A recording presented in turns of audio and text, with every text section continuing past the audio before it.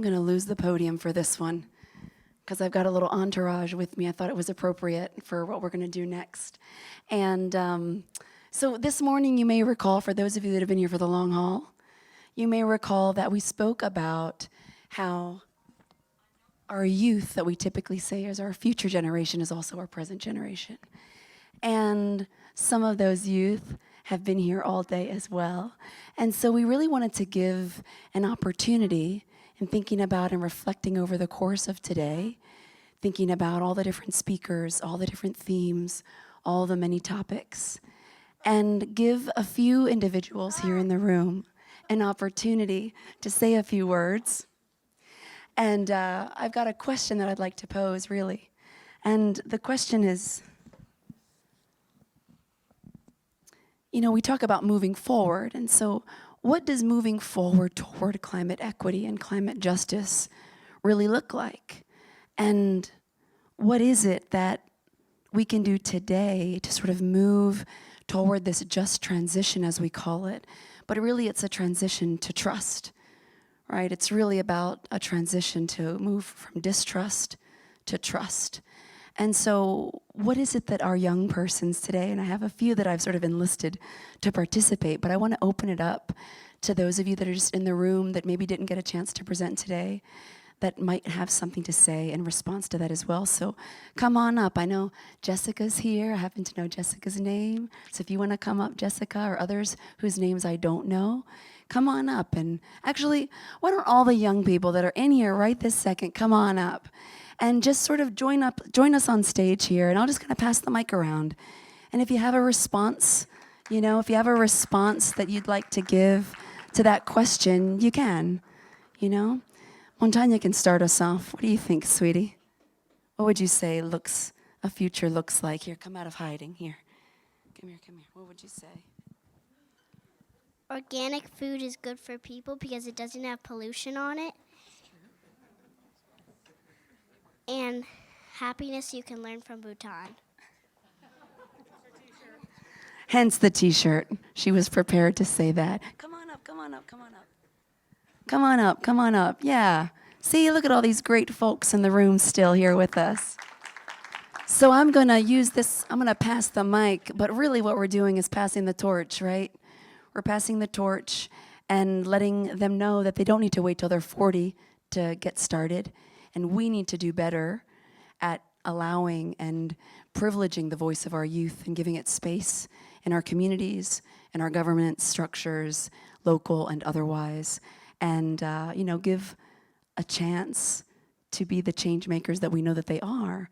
Because as we said this morning, their lived experiences are validation that they know and they can do and they are doing. So I know some of you stayed seated and I won't force you up. So we'll just pass the mic around here as a symbolic torch that you guys are in charge. Take over, do it. Here, I'll take the mask off.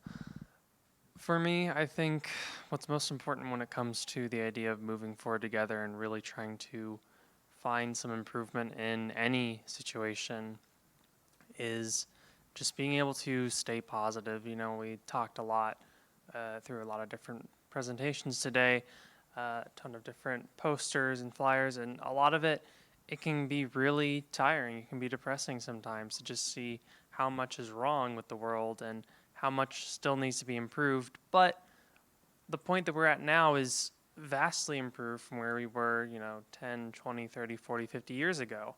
And really, while it can be really depressing to just think about trying to stay positive, surrounding yourself by those who are similarly minded and interested in taking action, I think is the best bet to really move forward and try and initiate some kind of positive change.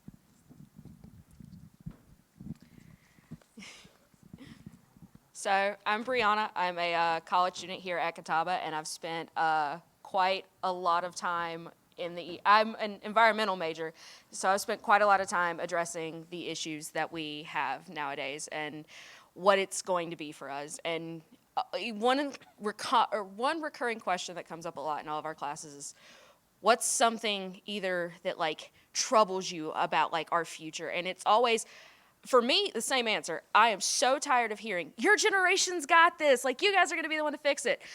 You can still do something. And it makes me so happy to see so many people that are trying to get this to change. It gives me so much more hope to know that you're not pushing it off on people who we're honestly still kids. We're still finding ourselves. We're still figuring out our place in this world.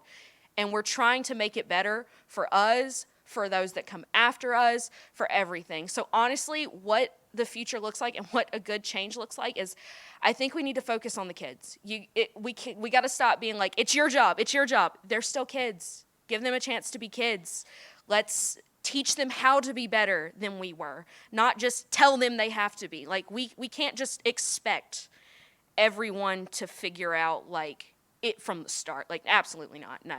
I can tell you right now, I'm a senior. I graduate this year. Looking back 4 years ago, completely different person. I'm a completely different person from who I was. And imagine a child. They don't understand. They're our future too. We were the future. We're the present. We're trying. We're trying our best. I know I speak for most of us up here. We're trying. We're trying it. It's stressful, but I'm so thankful for everyone here, all of our speakers, for all that you are doing, not only for us, for yourselves, and for the future, and how we can make it better.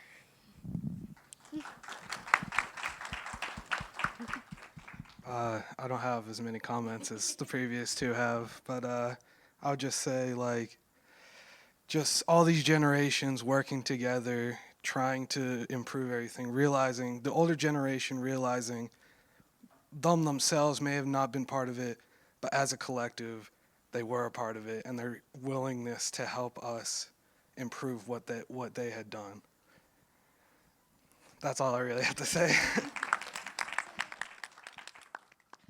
I stand up here and I'm so proud to see how far we've come. In 1984, my mom stood here, a new college graduate, and so much has changed.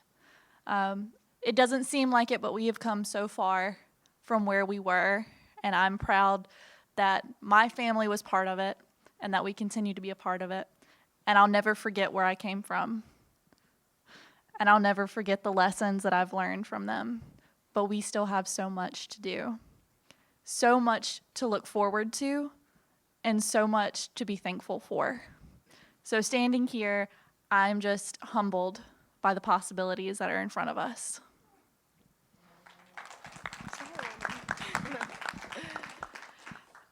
For me, something for change moving forward would be the aspects of the policymakers and the people in charge to actually stand for the people and not for themselves.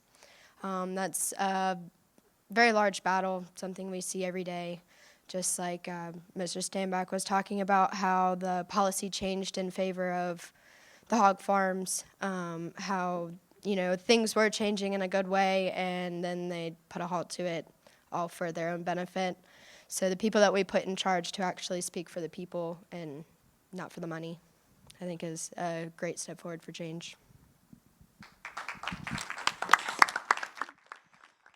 I'd have to agree with Carolyn about how we need to not have everything set and ready, that things do need to change, yes, but we can't have everything changing just because it doesn't affect them, but it also doesn't seem to be, oh, that's not my problem.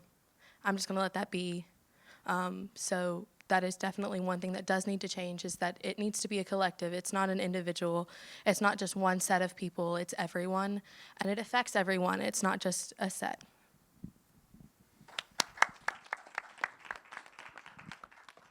Hi, my name is Maya. I'm a master's student in global health at Duke's Global Health Institute.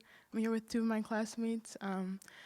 We're global health students, so we came really just to learn more. And we're part of a student activism group called Decolonize, Dismantle, and Redesign, and really just came to kind of learn about decolonizing in other contexts. And what I've heard and what I've learned is very promising. To your question of how to move forward and how to enact change, I think something that's really important is recognizing and acknowledging the state that you're moving from before focusing on what you're moving to. So in enacting that change, you don't make the same kind of mistakes and you don't perpetuate the same sort of, I guess, colonial in nature. So thank you for having us. Very promising. Yeah, and just speaking off of that, I'm Vivian, and also from the master's program at Duke. And I think the way that when I envision like what does moving forward look like, I think about something that we talk about a lot in classes, like how can we better engage the community to support the community to break the systemic cycle of just perpetuating oppression and marginalization within the communities that we're trying to help. So we think like we're going into these communities to help, but then we end up creating more issues and complications with those communities. So I think about just empowering the marginalized communities and bringing change from there. So yeah, thanks. Hi, I'm Lisa in the same program, and I just to echo off what people have already said, I think that moving forward with change is really going to require a restructuring of power and the power systems that are in place right now and recognizing what can we do. So it was really, really cool to hear about the community engaged approaches to environmental justice and also the approaches of engaging youth and using their voices and the changes that are coming. So I think just ways like that, assessing our own positionalities, our own biases is really what's going to dismantle what's currently in place.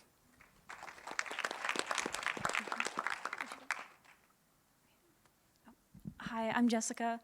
Thank you again for being here and for letting us share this space for, I will definitely not only put it in my mind, but in my heart to take the I out of the situation and to focus on the we. But I also would like to share a short story, and that is the notebook that I've been writing my notes in. I actually, used it whenever I was coming here, still in early college.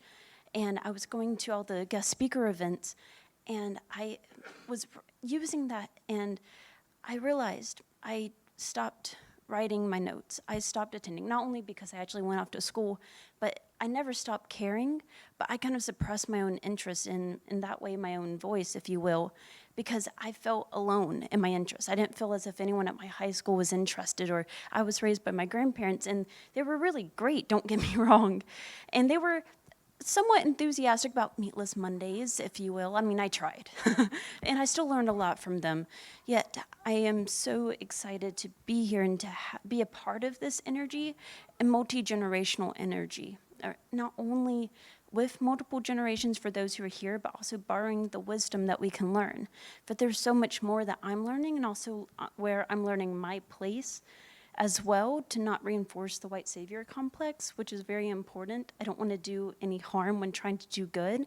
And if I also were to talk about the paradoxes, if you will, there's the idea of wanting to work together, and that's absolutely important, but we also can't forget to take the breaks that we need to take care of ourselves, because we can't go out and do good and do this hard, repetitive work that's always urgent if we don't take care of ourselves. We can't be that effective if we're sleep deprived or hurt. So we also need to take care of one another as we can. Relationships are rarely 50-50. It's a lot of times like 80-20, if you will.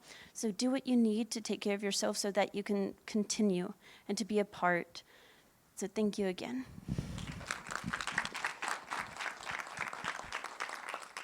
Similarly to what everyone else has said, I just want to thank everybody here. It's cool to see everybody so different and all different ages, different races, just everyone coming together for the greater good. And I just really appreciate that.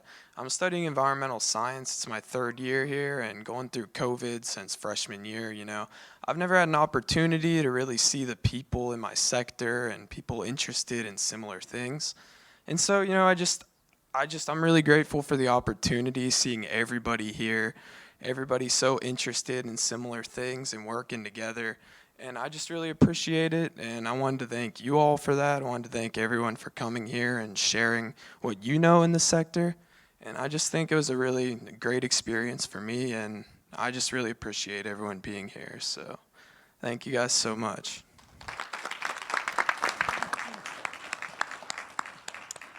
Okay, thank you. Thank you so much, young people. Oh, sorry, Richard.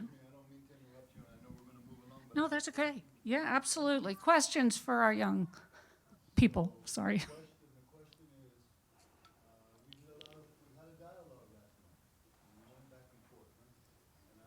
Sisters were here yet during that moment. No? But what was the three things that the elders asked us when we returned back as young people from the Poor People's Campaign in Washington, D.C. Before or after Dr. King was assassinated? What was the three things? Do you want to come over here? That way we can all I speak. told them we were going to have a test. Okay, repeat your question with the mic. Okay, I'm gonna repeat it. Last night, as I said, that it was absolutely fantastic, kind of hanging out together. No, I mean, I just want to say that because we learn a lot from each other. At the end of the day, there's some stubborn old folk or elders or adults, and there's some seriously stubborn youth and others that go along with it. You know where I'm coming from there. So we're not competing for stubbornness. And so last night we had talked about three things that upon for myself and the others that were part of the Poor People's Campaign when Dr. King called on the mobilization to Washington and then was assassinated. And so what we said was when we came back to New Mexico, because as a youth, intergenerationally, we organized and led the New Mexico delegation to the Poor People's Campaign. No? But there was three things upon return back to New Mexico when our elders called us back together, women and men elders, and asked us to never forget. So what I was asking our sisters and brothers was to respond. One was responded to before in the comment, but to the three things that we were asked as young people when we came back from Washington, D.C. If you don't mind, in respect to our sisters here. So the first one was never forget who you are, and do you want to do the second, or do you want me to? Never forget whose shoulders you stand on. You guys remember the third one? I don't remember the third one. Well, the third one was always give back what was given to you. Very, very clearly. And you all have done that. You're doing that. And in all anticipation, as we continue to work together as sisters and brothers in this struggle, that we will never forget where we came from and where we come from. Always whose shoulders that we stand on, those that have given up their lives to make it possible to us not only to be here today, but be engaged in this discussion. And we collectively will always give back to others what's been given to us. So I commend you, I thank you, and we're looking forward to continuing this struggle.